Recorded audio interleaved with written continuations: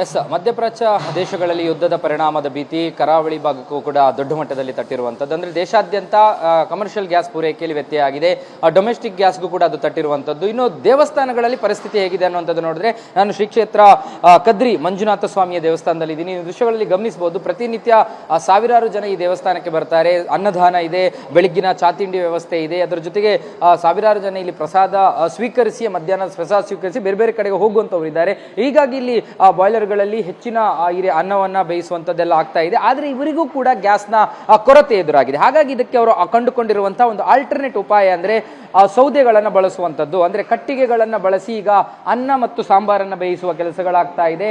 ನೋಡಬಹುದು ನೀವು, ಬಹಳ ವರ್ಷಗಳ ನಂತರ, ಯಾಕಂದ್ರೆ ಬಹಳ ಹಿಂದೆ ಈ ರೀತಿಯಾದಂತಹ ಪದ್ಧತಿಗಳು ಚಾಲ್ತಿಯಲ್ಲಿತ್ತು.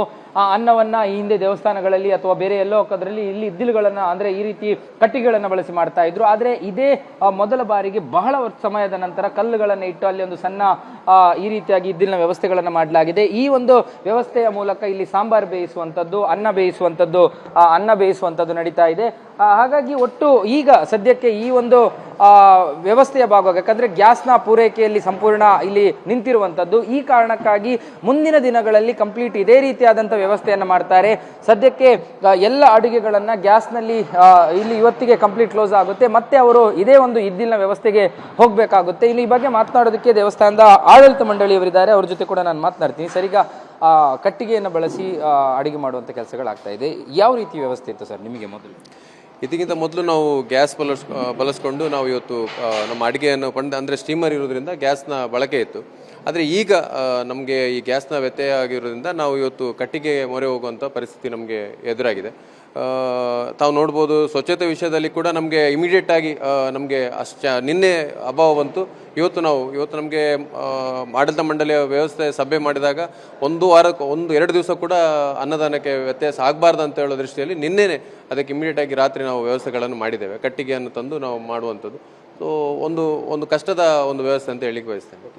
ಮೊದಲು ನಿಮಗೆ ಗ್ಯಾಸ್ ಎಷ್ಟು ಬಳಕೆ ಆಗ್ತಾ ಇತ್ತು? ನಮಗೆ ಎವ್ರಿ ಡೇ ಒಂದು 19 kgದು 4 ಗ್ಯಾಸ್ ಸಿಲಿಂಡರ್ ಬೇಕಿತ್ತು. ಆದರೆ ಶನಿವಾರ, ಆದಿತ್ಯವಾರ ಮತ್ತು ಸೋಮವಾರ ಅದು 6 ಸಿಲಿಂಡರ್ವರೆಗೆ ನಮಗೆ ಖರ್ಚಾಗ್ತಾ ಇತ್ತು. ಸರ್, ಈಗ ಇಲ್ಲಿ ಅಂದರೆ ಈಗ ಈ ರೀತಿಯಾಗಿ ಇದ್ದಿಲಲ್ಲಿ ಅಡುಗೆ ಮಾಡೋದ್ರಿಂದ ಸಮಯಕ್ಕೆ ಏನಾದರೂ ಸಮಸ್ಯೆ ಆಗುತ್ತೆ? ಹೌದು, ಸಮಯ ಕೂಡ ಜಾಸ್ತಿ ಬೇಕಾಗುತ್ತೆ. ಆಮೇಲೆ ಮ್ಯಾನ್ ಪವರ್ ಕೂಡ ಜಾಸ್ತಿ ಬೇಕಾಗುತ್ತೆ.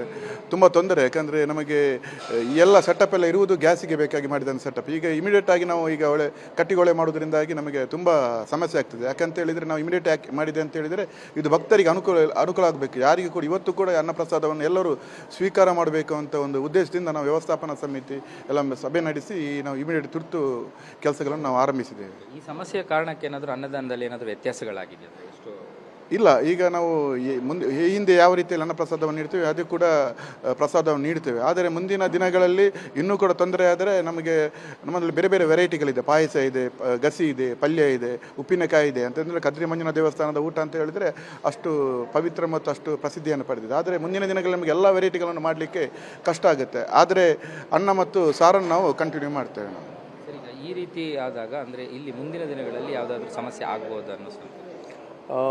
ಖಂಡಿತವಾಗಿ ಈಗ ನಮ್ಮ ದೇವಸ್ಥಾನದ ವಿಷಯದಲ್ಲಿ ನಾವು ಧಾರ್ಮಿಕವಾಗಿ ನೋಡೋದ್ರಿಂದ ಮತ್ತು ಯಾವುದೇ ಅದರಲ್ಲಿ ಲಾಭ ನಷ್ಟ ಇಲ್ಲದಿರೋದ್ರಿಂದ ಖಂಡಿತವಾಗಿ ನಮಗೆ ವ್ಯವಸ್ಥೆಯ ದೃಷ್ಟಿಯಲ್ಲಿ ನಾವು ನೋಡ್ತೇವೆ. ಆದರೆ ನೀವು ಹೋಟೆಲ್ ಮತ್ತು ಬೇರೆ ಇಂಡಸ್ಟ್ರಿಯಲ್ ಕಂಪೇರ್ ಮಾಡಿದರೆ ಒಂದು ಒಳ್ಳೆಯ ಒಂದು ದೊಡ್ಡ ಹೊಡೆತ ಅಂತ ಹೇಳಲಿಕ್ಕೆ ಬಯಸ್ತೇನೆ. ಅದು ಹೋಟೆಲ್ ಉದ್ಯಮ ಗ್ಯಾಸನ್ನು ಡಿಪೆಂಡ್ ಆಗಿರೋದ್ರಿಂದ ಮತ್ತು ಲೇಬರ್ ಓರಿಯೆಂಟೆಡ್ ಆಗಿರೋದ್ರಿಂದ ಖಂಡಿತವಾಗಿ ಮುಂದಿನ ದಿವಸಗಳಲ್ಲಿ ಕಷ್ಟದ ಒಂದು ಪರಿಸ್ಥಿತಿ ಬರ್ಬೋದು. ಆದರೆ ದೇವಸ್ಥಾನದ ವಿಷಯ ಬಂದಾಗ ನಾವು ಅನ್ನದಾನಕ್ಕೆ ಯಾವುದೇ ಒಂದು ಕೊರತೆ ಆಗಬಾರ್ದು ಅಂತ ಹೇಳುವ ಮನಸ್ಥಿತಿಯಲ್ಲಿ ನಾವು ಇವತ್ತು ಕೆಲಸಗಳನ್ನು ಮಾಡ್ತೇವೆ. ಇದಿಷ್ಟು ಆಡಳಿತ ಮಂಡಳಿಯವರ ಮತ್ತು ಕ್ಯಾಮ್ರಾ ಪರ್ಸನ್ ಅಶೋಕ್ ಜೊತೆ ಭರತರಾಜ್, ಏಷ್ಯಾನೆಟ್ ಸುವರ್ಣ ನ್ಯೂಸ್, ಮಂಗಳೂರು.